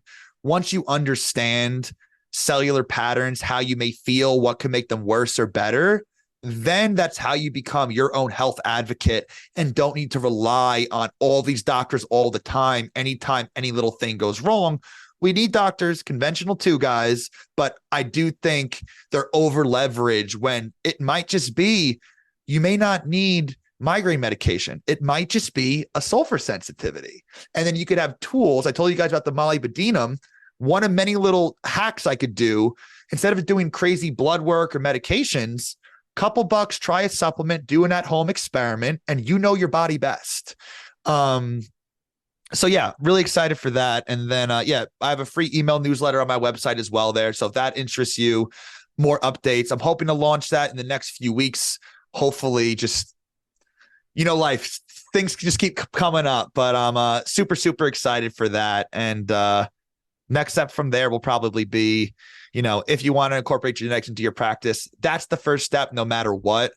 Then there'll probably be a more advanced type thing where we're really going into specific how to research mutations, that type of stuff for actual practitioners. I'm just one guy. I need to start plugging this in and sharing this and educating others, whether you're a mental health coach, a therapist, a GI doctor, a mold specialist, heavy metals, you don't got to do the full-blown Dr. Tyler Panzner deep dive, but even a couple targeted nutrients will make your protocols and your job that much easier and get that much better patient outcomes that much sooner because we're using data-driven insights.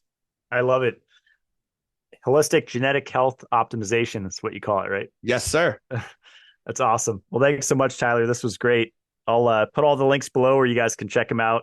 And thanks, Tyler. And I think to actually, you get the pick too. I'll do a discount code for anyone coming from your podcast. Cool. So what do you want it to be? Mitolife, Blackburn? Just do Blackburn. Cool. Awesome. Blackburn, you guys can use that for a discount on the one-on-one consults. And thank you so much for having me on. Looking forward to the next one and hope all you guys learn something of value. Take care.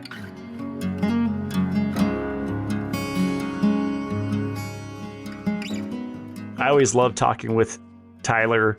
We don't agree on everything, but we agree on the most important thing, in my opinion, and that is that everyone's individual, so everyone will respond to supplements differently. And that's why about a year ago, I stepped away from calling any supplement toxic, no matter what it is. I really resonate with the quote by Paracelsus: all things are poison, and nothing is without poison. Solely the dose determines that a thing is not poison. And it's all about ratios, as Tyler said earlier. And to me, that goes for supplements as well, which is the philosophy behind my brand, Mitolife.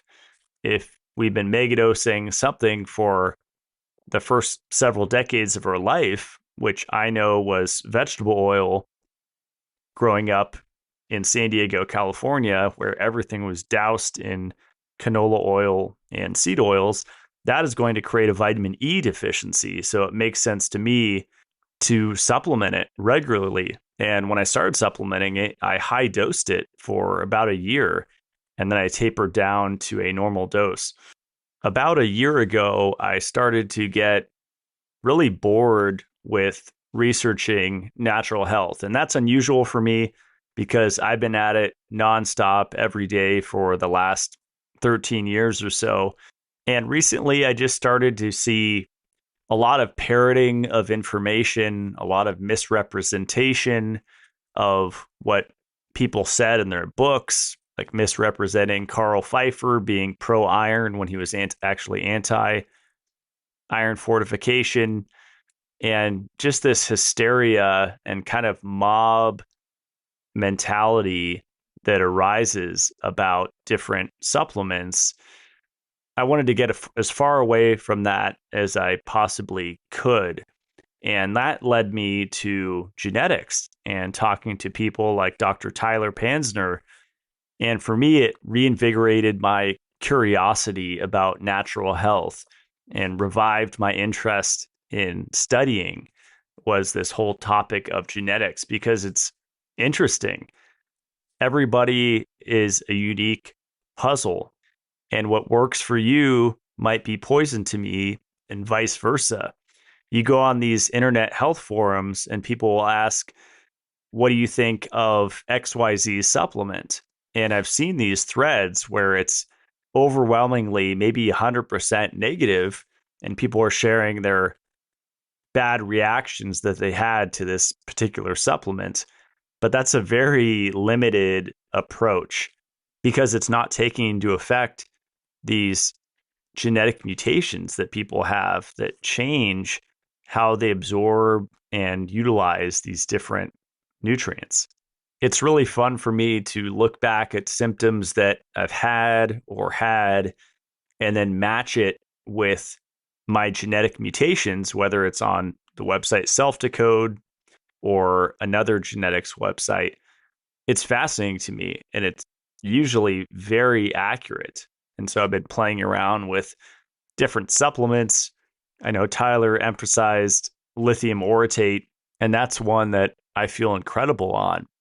But for some people, that supplement could be detrimental. And without testing, you don't really know unless you're courageous enough to just buy the supplement, take a low dose, and see how you feel, which I think is an effective strategy, especially when you have some idea of your genetic mutations, especially if you have B12 mutations, as I do.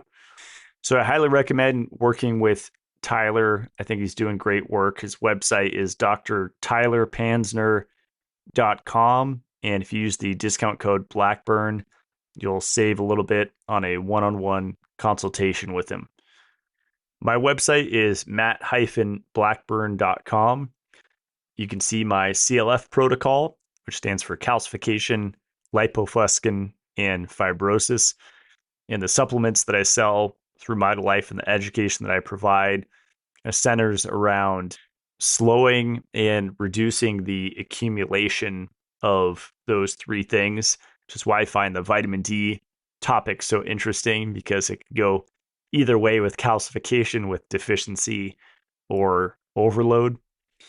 If you click on shop, you can see all of my recommended products, and the genetic website that I use is called Selfdecode. If you use the discount code Blackburn, you can save on your subscription on there.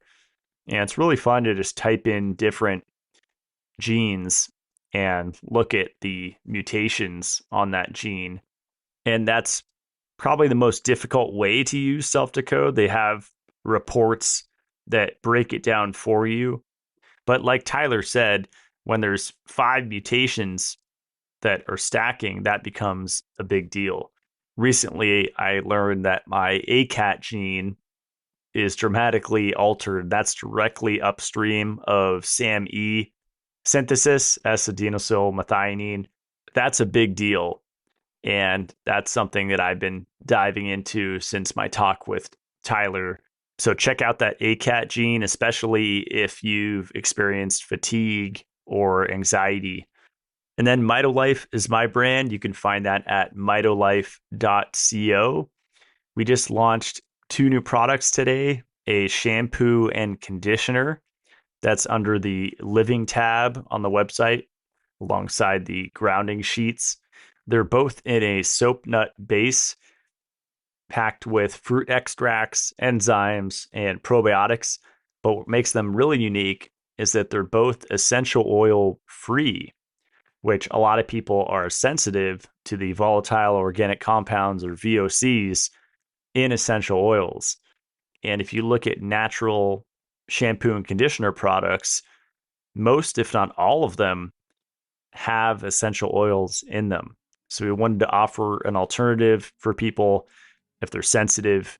I've been using these for several months now, and I'm really impressed with how they perform.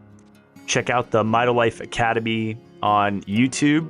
That's the private club where you get access to 2 videos every month. It's $15 a month, and then a live Q&A the last day of every month. And that's where I share my latest research and experimentation. And it's just a fun way to connect more with you guys. So that is all. I'll see you guys next Friday. Stay supercharged.